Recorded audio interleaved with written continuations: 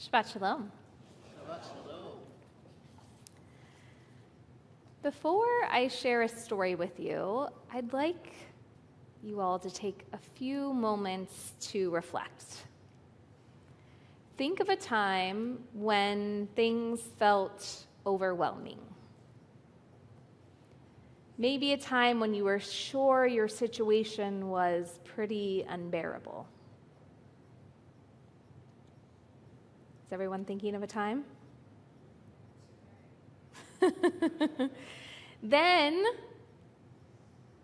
something shifted. Maybe you gained a new perspective. Maybe you compared it to something harder. Maybe you stepped back and saw it differently. And maybe suddenly, that moment in time, that something overwhelming felt maybe a little less overwhelming. Has anyone had that experience before? A few of you. So tonight I'm going to share a classic story. And it teaches us with a little bit of humor that sometimes when our perspective shifts, our problems can look very different. It's a story called It Couldn't Be Worse. And this is as told by Aaron Zera. There was a poor man who lived with his wife and 6 children in a very small one-room house. They were always getting in each other's way, and there was little space, and they could hardly breathe. Finally, the man couldn't stand it anymore. He talked to his wife and asked her what to do. She said, "Go see the rabbi." And after arguing for a little while longer, the man went. The rabbi greeted him and asked, "I see something is troubling you. You can tell me." And so the man told the rabbi how miserable things were at home. He was living in a one-room house with 6 children and his wife, eating and sleeping and living in one room. We're even starting to yell and fight with each other, he said. Life couldn't be worse. So the rabbi thought very deeply about this man's problem. And then he said, "Do exactly as I tell you, and things will get better. Do you promise?" "I promise," the man said. So the rabbi asked him a strange question. "Do you have any animals?" "Yes," the man said. "I have 1 cow, 1 goat, and some chickens." "Good," the rabbi said. "When you get home, take all the animals into your house to live with you." The poor man was astonished to hear this advice from the rabbi. But he had promised to do exactly what he said. So he went home and took all the farm animals into the tiny house.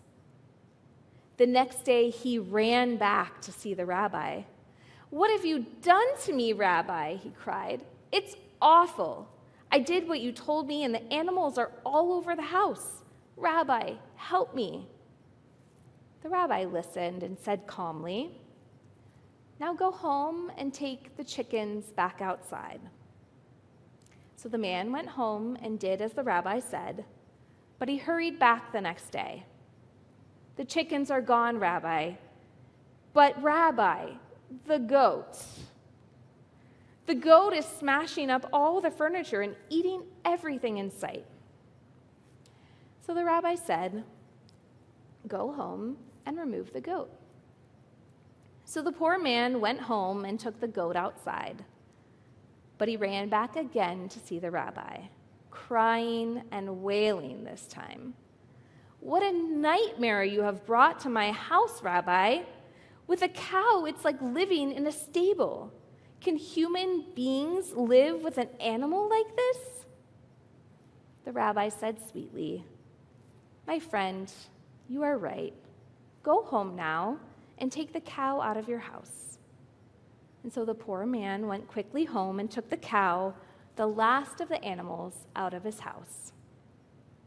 The next day, he came running back to the rabbi.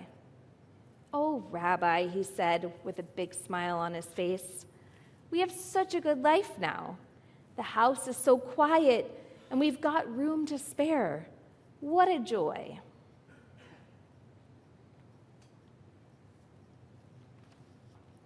We learn from this story of the poor man and the rabbi that it's all about our perspective. And as we begin our new year, it's important to remember that sometimes our situation isn't quite as bad as it seems. All we need is a small shift in our perspective.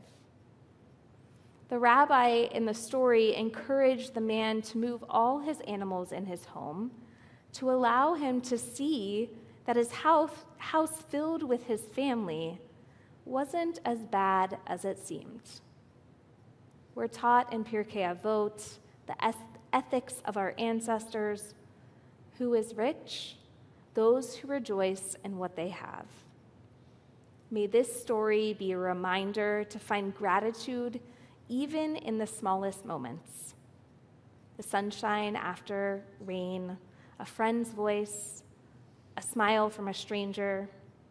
And it's my hope that as we enter into this new year, we all continue to practice gratitude and find beauty in the small things in life. Shabbat Shalom.